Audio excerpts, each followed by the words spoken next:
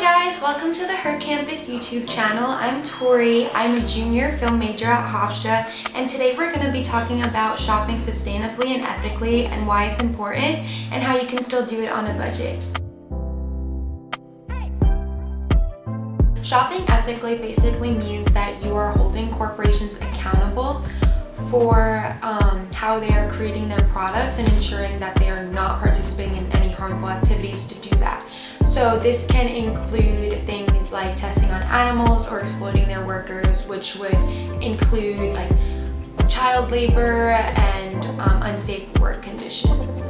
Sustainability goes hand in hand with this idea because you are making yourself aware of how the corporations you are supporting are impacting the world around you, whether positive or negative. So you want to look for the companies that are trying their best to reduce their carbon footprint rather than not caring about it. So you may be wondering what you should be avoiding to be a better consumer.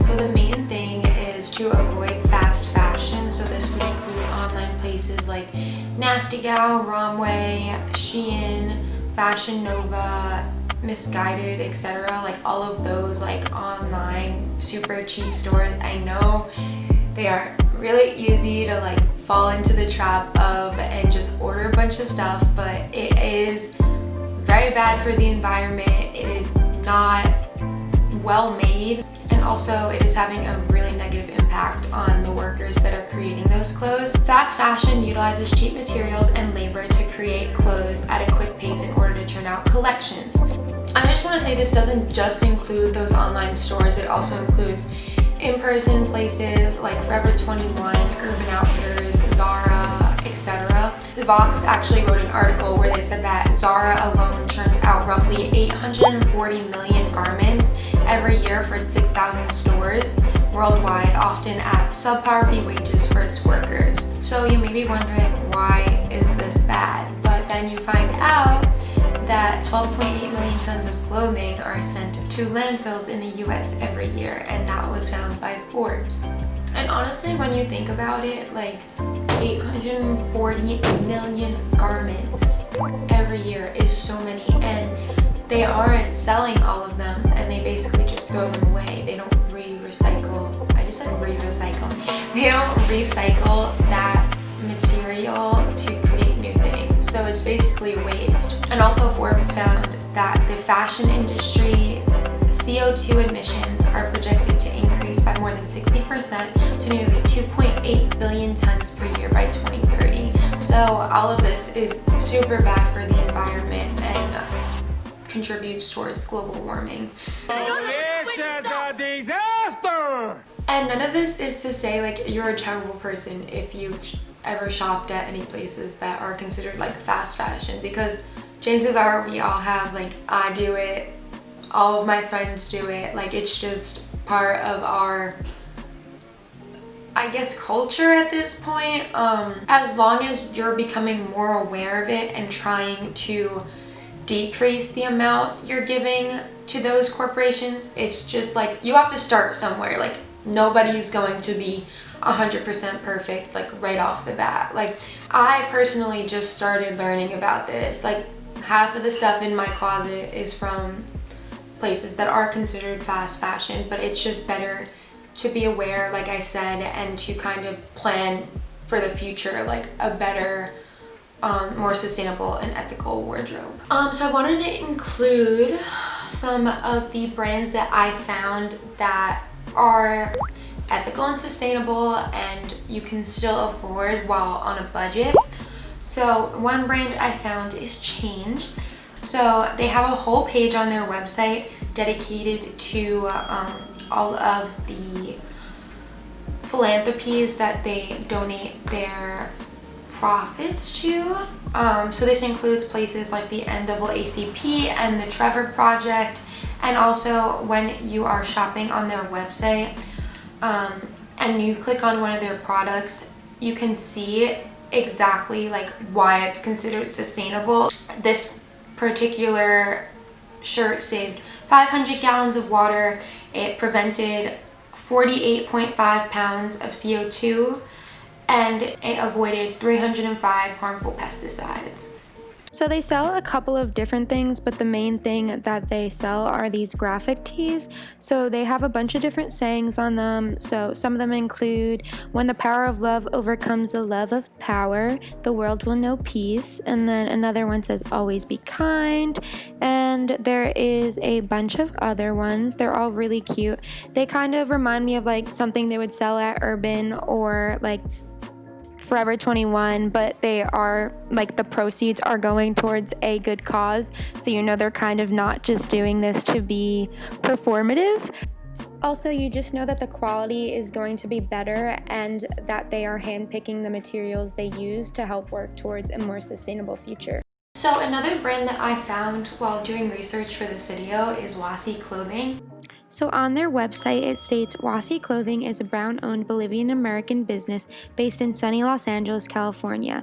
It is a one-woman business run by Vanessa Acosta.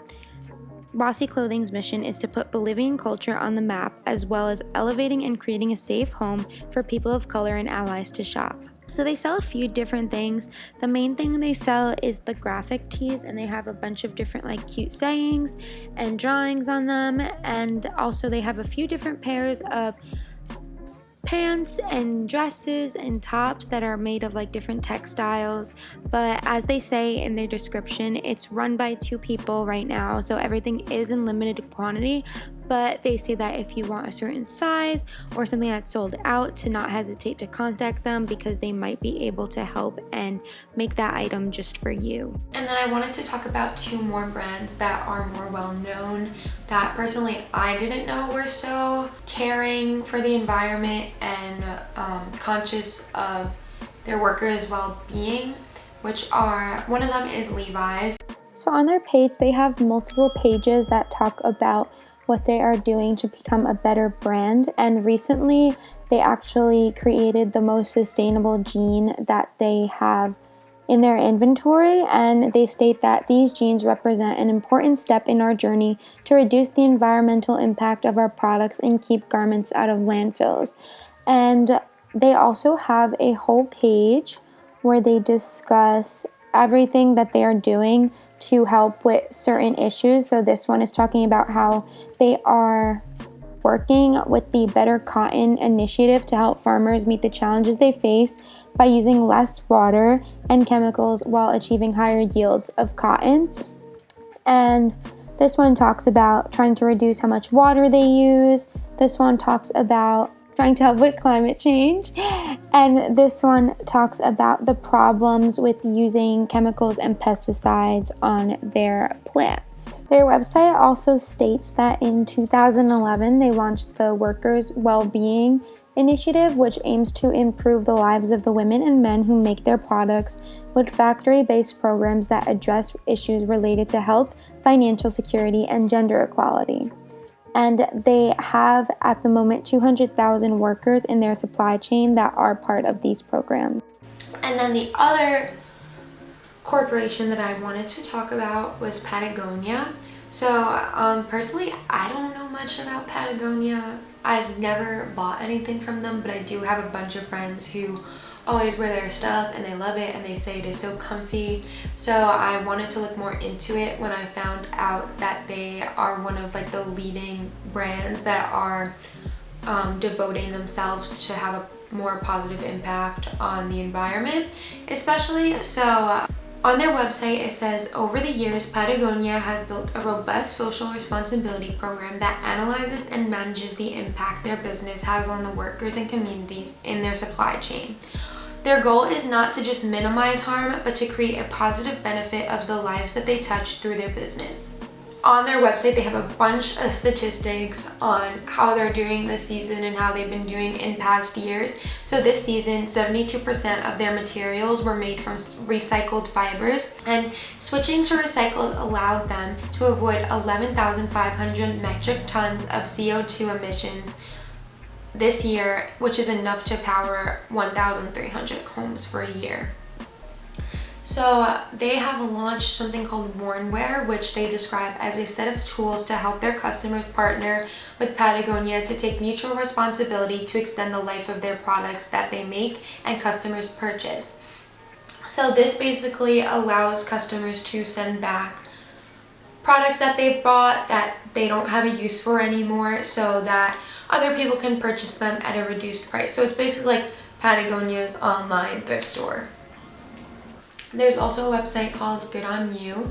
They have an app as well which provides ratings for hundreds of companies based on how they are working to protect the environment, their workers, and animals.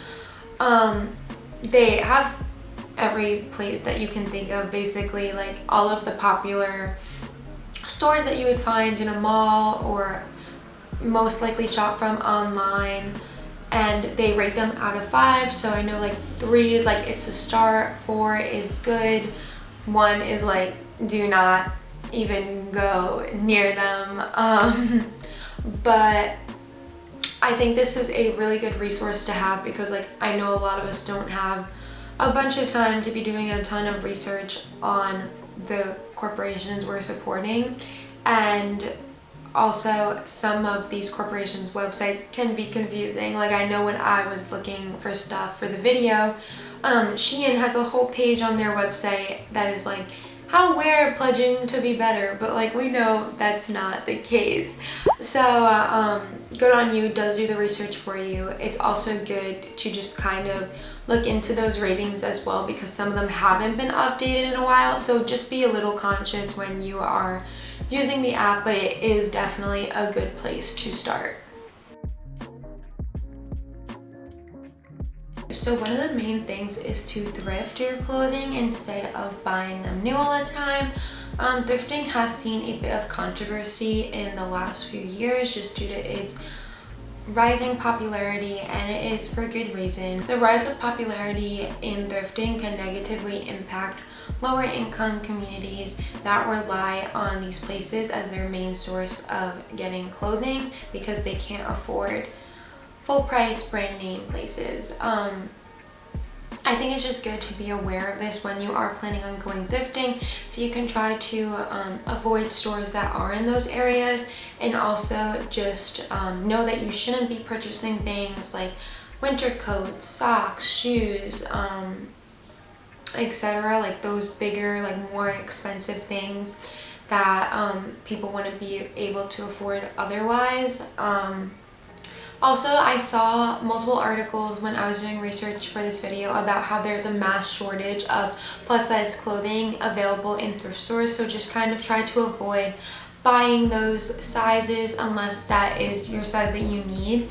And this shouldn't have to be said, but do not go to thrift stores and mass buy a bunch of stuff and then resell it on Depop for 3 times the price. That is just not cool and unnecessary. So going off of that, using these online apps to shop is also really helpful. If you don't want to go in person or you just want a bigger selection and an easier like way to search for what you want, apps like Poshmark, ThredUp, and Depop are amazing to use. I personally use Depop the most. It's so easy to type in exactly what you want. Like I could type in like white turtleneck and a bunch of them will show up, and I can see the sizes. I can filter for what size I need, as well as just look for things that fall in my price range. And it's cool because Depop isn't just for secondhand clothes. Like people actually have little Depop shops where they sell stuff that they've made. So supporting small businesses is also really important, and my personal favorite way to do that is through Etsy. So Etsy has a bunch of independently owned shops that all sell different things. So it ranges from like clothing to furniture to decorations to candles. Literally anything you can think of is on there. And it may be a little more expensive, but it's nice to know exactly where your product is coming from and who is making it. Like I said, it might be a little more expensive, it might take a little more time to come, but it is worth it, and it's nice to know that chances are you can get this item tailored just for you, and it will be unique because it might be one of the only ones being made. And finally, the best thing that you can do to be a better consumer is to consume less in general. So this basically means that you should be investing more in basic staple pieces that will last you longer instead of constantly going out and buying things that aren't going to last you multiple seasons. So it's better to go out and buy a $120 pair of jeans now rather than spending money on like a $20 pair that is just gonna fall apart on you by the end of the year. So I know that it may stink that you have to like drop that money like all in one, but just know that it will be a better investment for years to come and will end up being worth it. So that's basically all I have for today. I'm definitely still learning with this topic, but I think it's important to at least be a little informed on the entire fashion industry and just try to do better with what you're consuming. There's so much research online that you can read up on and just educate yourself and kind of work for a better, more sustainable and ethical future. So yeah, thank you guys for watching. See you soon.